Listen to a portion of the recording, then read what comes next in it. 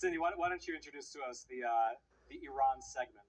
Sure. Well, the thing that I was looking at, I'm no military expert. We don't have Josh here this week to be our military expert. So but I've done a lot of, reading and research and listening and stuff. And I think the thing that stands out to me most is, as you said in the intro, that Israel is basically rewriting the rules for modern warfare. There's going to be a lot of studying what they're doing because, okay, I think it became clear already the role drones are going to play. We saw that in Ukraine. And missiles and drones, super important. Robot dogs, probably, super important.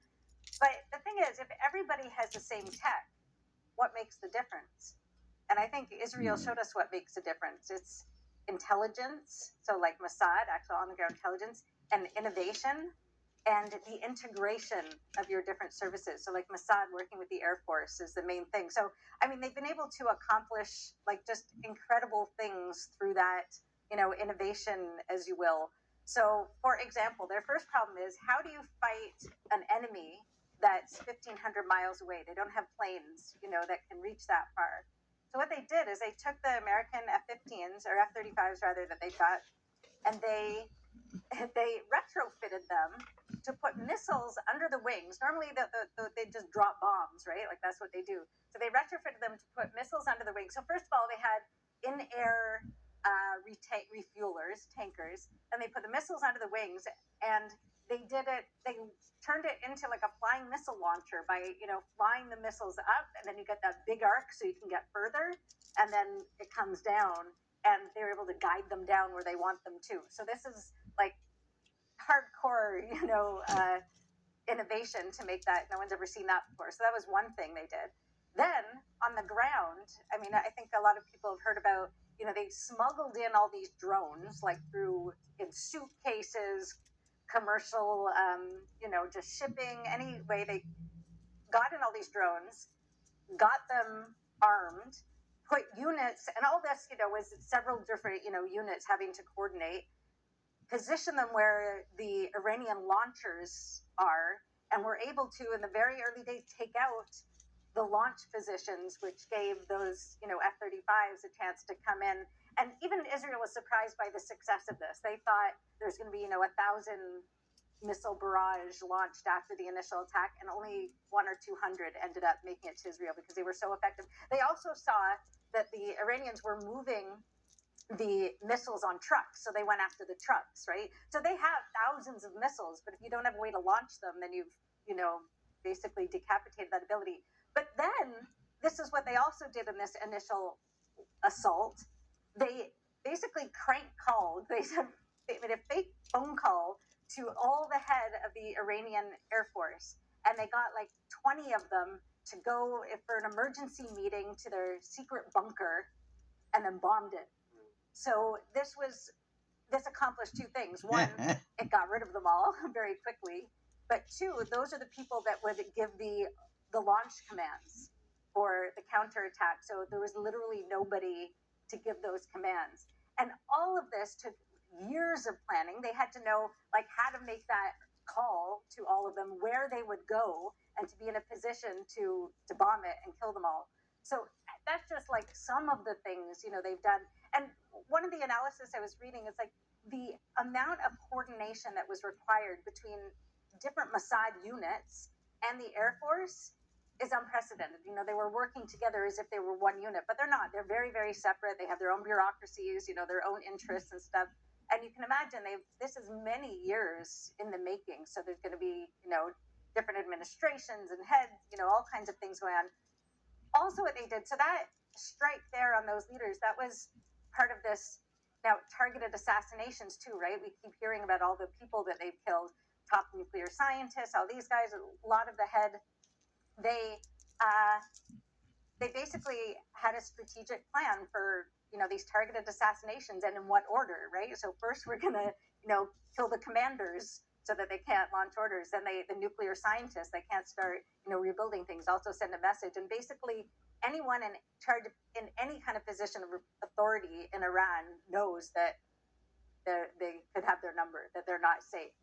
And another thing they did, there was a special unit inside the Iranian military specifically to monitor, go after, try to take out Mossad agents inside Iran. the head of that was a Mossad agent, plus 20 more people in it. So, I mean, the long game of this. So like I said at the beginning, it's not just. Hold on. The head of the unit inside of Iran, tasked with taking out the Mossad agents inside of Iran, was himself a Mossad agent. Correct. And 20 other people in this unit were Mossad agents. Really? Yeah. Of course, if you have the head, I guess you can do anything you want. So that's long game, right? They've been planning all these different, and it isn't necessarily like a lot of these things were, independent kind of. So for finding all these people that they want to assassinate, that was again like another unit that was basically collecting intelligence on all of these individuals, so they could A, identify who they are, and B, where to get them. So when we keep seeing the the videos, or we keep hearing, oh, Mossad has taken out this person, that person.